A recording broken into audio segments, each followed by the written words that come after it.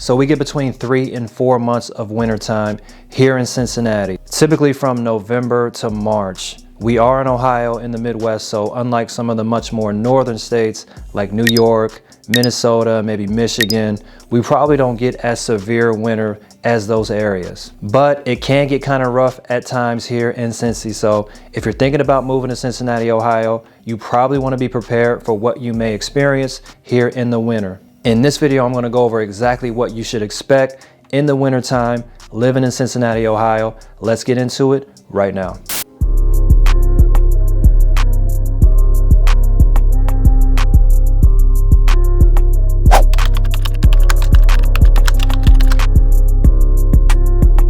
What's up, it's Victor Pham, your Cincinnati realtor. If you're new on this channel, we talk about all things Cincinnati. We talk about all things real estate. So if you want to know what it's like to live, work, eat, play, and chill in Cincinnati and the Cincinnati suburbs, then make sure you hit that subscribe button and the notification bell. That way you don't miss any new videos the moment I upload them. I'm getting calls, texts, emails, messages, and reach outs all the time from people finding me here on YouTube. Probably people similar to you who are interested in getting more information about moving to Cincinnati, Ohio, and I absolutely love it. So if you're thinking about buying or selling a home in Cincy or any of the Cincinnati suburbs, feel free to reach out to me. I'm sure I can help you with that.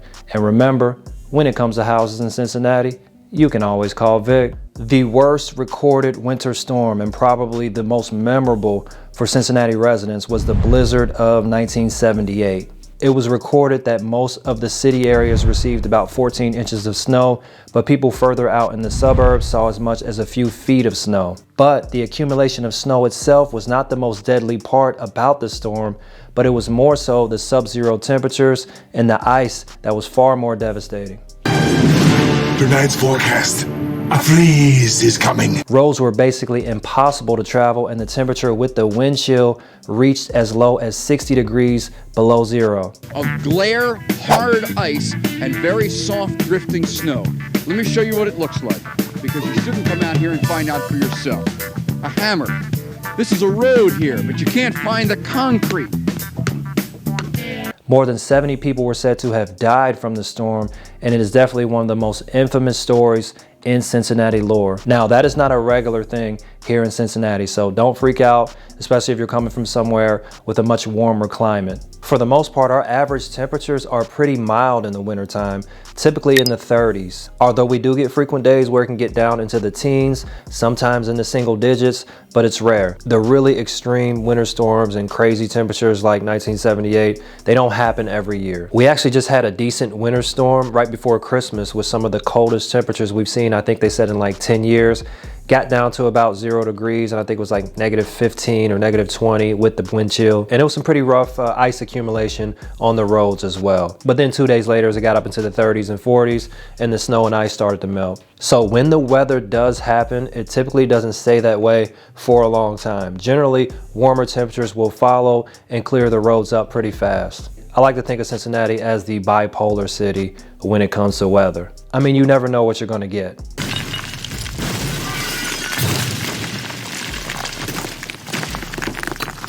Could get a blizzard on Monday, and then by Friday it's 50 degrees and you're breaking into a sweat, ready to strip down to a t-shirt. What kind of clothing should you wear in the wintertime? Well, for me, the best method is always just layers. You really just want to layer up. I found that the best way for me to regulate my body temperature in the winter is to just layer up, especially on the colder temperature days. Typically it'll be something like a tank top, then a long sleeve shirt on top of that, and then on top of that I'll wear a heavy jacket or maybe a coat. If it gets really cold, I add the long johns as an extra layer of warmth. That really helps as well. You always want to keep a good pair of warm socks and a good pair of boots. The waterproof boots go a long way. If your shoes aren't waterproof and you're walking through snow, you're gonna have some cold feet, and that's not good. I was always taught that the 3 areas that you want to protect the most in the wintertime are your chest, feet, and head, because I believe those are the 3 places that will cause you to lose the most body heat and get sick. Now, I don't know if that's a scientific fact, but I always keep those 3 areas warm, and I've done pretty well in doing so. So layer up and you'll probably be fine. I would also recommend having good tires You can do fine with a 2-wheel drive vehicle here. I always have. You don't necessarily need a 4-wheel drive vehicle.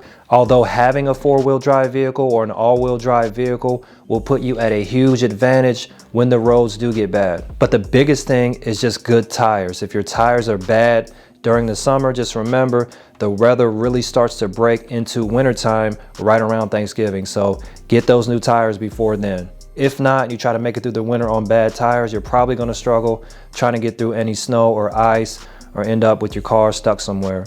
Another thing is you really need to have some adaptability. Like I said, Cincinnati's weather is really bipolar, changes whenever it feels like it. So some days in the winter could feel like springtime and some days could feel like you're in Antarctica or something. And this is the perfect recipe for people to get sick because it just throws your body off into different conditions and your body is constantly trying to adjust to changes. I've learned over time that it's just better to dress like it's winter the whole winter time, no matter how it feels outside. I see people all the time, it's like a snowstorm one day and the next day it's in the 50s and they're like, yeah, and then they just rip off all these layers and bust outside in a t-shirt and some sandals. And a few days later, they're sick.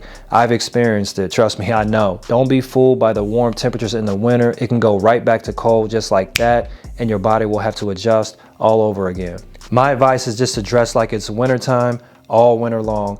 Even when it gets really nice out in the middle of January, I still wear my layers. I still keep my head covered and keep my feet warm. I figured out that that is the best way to regulate your internal temperature and keep it the same no matter what it feels like outside. And this will help you to avoid a lot of sickness. At least that's what I've learned myself through a lot of hard lessons. Let's kick some ice. So have some adaptability, especially if you're coming from a warmer climate place. If you're coming from a place where you get worse winters than we get, then everything I said is probably just child's play to you. It's all good. If you're thinking about making a move to Cincinnati, Ohio, and maybe buying a house somewhere in Cincy or any of the suburbs around Cincy, feel free to reach out to me. I would love to help you with that. If you're interested in some more cool videos on what it's like living in Cincinnati, Ohio, check out these videos right over here.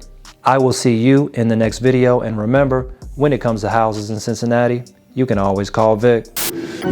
Winter has come at last.